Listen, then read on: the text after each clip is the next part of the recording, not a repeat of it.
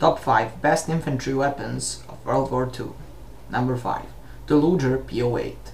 Every Allied soldier was on the lookout for souvenirs during the war, and none was more prized than the German sidearm Luger Po8.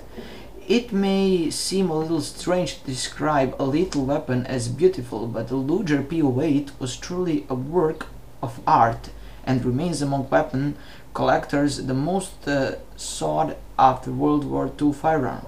Sleekly designed, built to incredible high standards, and extremely accurate for a pistol, the Luger Po8 was the ultimate symbol of the Nazis' image of themselves: powerful, precise, and absolutely deadly.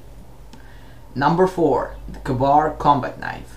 It's an old military maxim that each army sets a war perfectly equipped for the last one they fought.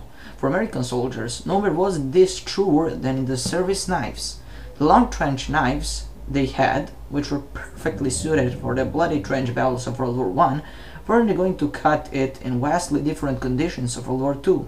Enter the Khabar, named after a part of barely literate trapper testimonial. It's believed he was trying to write "kill a bear."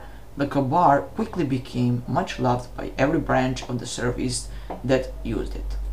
Number 3. The Thompson submachine gun. The Second World War was the first widespread conflict where the submachine came into its own as a combat weapon. There are several on this list, but none are more iconic than the Thompson submachine gun.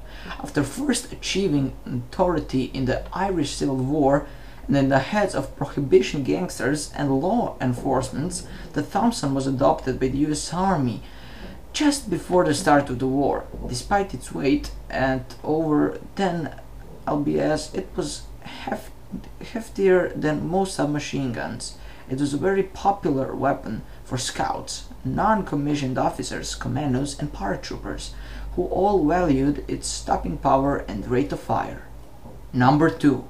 The PPSH-41. Despite the vastness of their country, most of engagement that Russian forces were involved in World War II were close quarters affairs.